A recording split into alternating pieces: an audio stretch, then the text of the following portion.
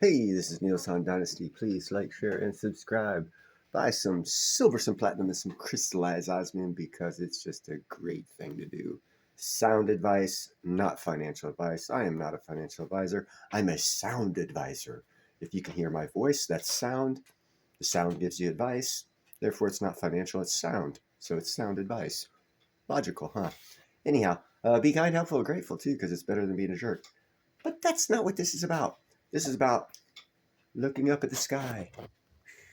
Look up at the sky. Look up at the sky in October. We got a cool visitor coming from the Oort cloud. Uh, Looks like we'll be able to see with our bare eyes. A nice little. If you don't live in a heavily light polluted area, you should be able to see in October. This is from Simply Space about 3 minutes ago. Look up. A rare visitor from the Oort cloud is illuminating the sky. Dun dun dun. The cosmic visitor is on its way. Comet C/2023 A3 Tsuchinshan Atlas has left its home in the Oort cloud and set course for the sun. As part of this, it will also make itself known to us in October, and we will probably even be able to marvel at the tail star with the naked eye. A unique event that no space fan should miss. But how did the experts track down the comet in the first place? What breathtaking things will be happening on the horizon in the coming weeks? And when should we keep a particularly close eye on the sky? Asteroids, comets, and meteorites. Although these terms are part of the basic Okay, these terms are very important when you're talking to people who know astrology and all this stuff. So pay attention to what he's fixing to tell us. of astronomy, the question arises as to what the difference is between all these cosmic flying objects. Well, meteoroids with a D are objects in Meteorites with a D. orbit around the sun that are larger than interplanetary dust and smaller than asteroids. As soon as meteoroids enter the Earth's atmosphere, they interact with the air particles to produce a luminous phenomenon, which in turn is called a meteor or shooting star. If the meteoroid does not burn up completely and reach the Earth's surface, experts refer to it as a meteorite with a T at the end. That would be meteorite, not meteor with a D, a meteorite with a T. Asteroids, on the other hand, are celestial bodies that have formed in a similar orbit to our Earth. Just like comets, asteroids embody a relic from the early days of the solar system, when the original dust agglomerated into objects several meters to kilometers in size. The planets later emerged from these so-called planetesimals, but not every one of these structures ultimately took a planetary path. The rest, which continue to orbit the sun, today form the class of asteroids and comets. And while asteroids consist of solid materials such as rock and metal, most of them are located in the so-called asteroid belt between Mars and Jupiter. However, as these celestial bodies contain little or no substances, they do not form a tail, unlike comets, which makes them practically invisible to the naked eye. However, at greater distances from the sun, in the Kuiper belt or in the Oort cloud, the planetesimals could also contain volatile compounds such as ice and frozen gases.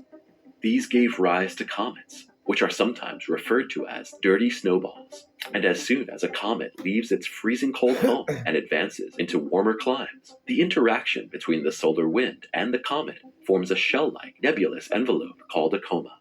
In detail, this is created by the sublimation, or in other words, the immediate transition of a solid substance into the gaseous state of aggregation of highly volatile substances that entrain dust particles trapped in the ice. Ultimately, the components of the coma are blown away by the radiation pressure and the solar wind, giving the celestial body its unmistakable tail. And although such a comet's tail can sometimes be 100 million kilometers long, most comets are invisible to the naked earthly eye. One exception to this is Halley's Comet, which has been known to mankind for centuries and which, on average, approaches Earth every 75.3 years. The last time Halley's Comet came close to Earth was in 1986, and scientists have calculated that it will not be visible again until 2061. Fortunately, however, the visit of another comet is imminent, and anyone who looks up at the sky early in the morning in the first few days of October will be rewarded with a sight that they will probably never forget for the rest of their lives. Here it The is. Comet of the Century. We have only known since January 9th, 2023, that we are about to receive a unique visit.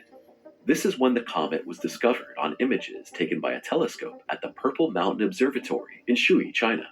Initially classified as a potentially near-Earth asteroid, the analysis of the Asteroid Terrestrial Impact Last Alert System, or ATLAS for short, revealed that the object had in fact formed a coma and tail typical of a comet.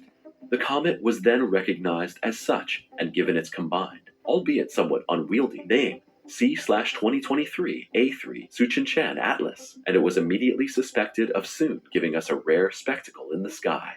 Shortly after the comet was discovered, experts expected it to reach a brightness of 3 mag. A brief explanation.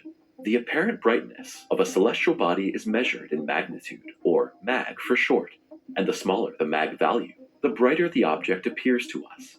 And while the brightness of the comet was originally estimated at 3 mag, experts now believe that it could ultimately even reach a value of -3 mag. As a result, the luminous guest from the Oort cloud is sometimes touted as a potential comet of the century. But ultimately, only time will tell whether it really lives up to this title. In fact, the brightness of the celestial body simply cannot be predicted with absolute certainty. It depends heavily on its activities in the coming weeks.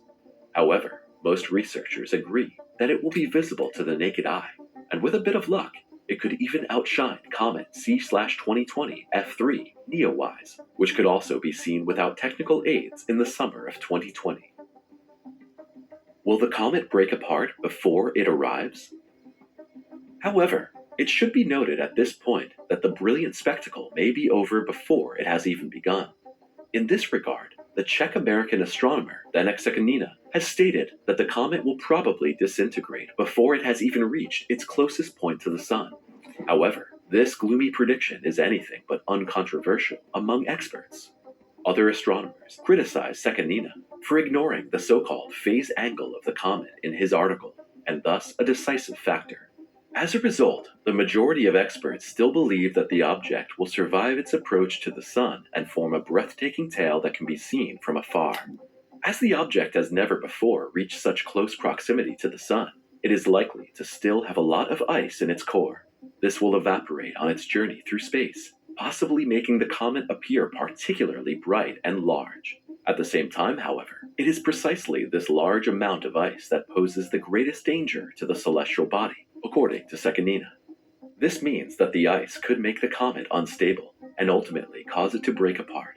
Well, we will soon know which scenario really happens, but in principle, a comet appears brightest to us when it is close to the Earth and the Sun at the same time.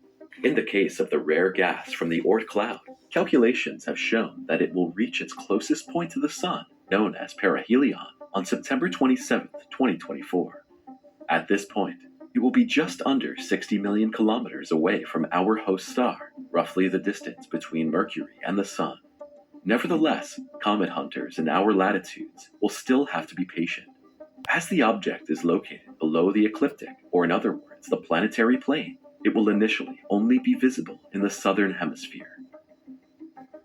When you should keep an eye on the sky. The comet will not appear in the sky over Germany until the beginning of October. And if you want to admire it for yourself, you should definitely set an alarm clock and look to the east early in the morning before sunrise, where its impressive tail will adorn the horizon. On October 1st, the comet rise is expected at 6:01. However, the actual comet nucleus will be very difficult to spot so close to the horizon. But if the tail lives up to its astronomical expectations, it will stand out clearly in the morning twilight. In the following period, the comet will then rise a few minutes later each day before it When it comes to adding to completely from our field of vision for a few days until around October 10th. After that, however, we will experience a comet comeback that is quite something. From then on, however, it will appear in the evening sky of autumn, low in the west, where its steeply rising tail will once again beautify the horizon. On October 10th, the comet will set at 1913, around 40 minutes after the sun has set. In the same breath, the celestial body will also reach its closest proximity to Earth a little later, the so-called perigee. On October 12th, the distance between us and the comet will be a cosmic stone's throw of just 70 million kilometers. As a result, The object will also reach its greatest brightness of up to -3 mag. It would then be almost as bright as Venus and significantly brighter than any star. After October 12th, however, it will already be time for the comet to gradually fade away. Well, there you go. It looks like October 12th is the best time to view this thing if you're in the southern hemisphere. I don't know what it'll look like in the northern hemisphere, but just a little sky update for October, early October, end of September. You might have a chance to see this once-in-a-lifetime event. Hope you guys enjoyed this astrological report brought to you by Hans Dynasty, Niels Han Dynasty. Be good.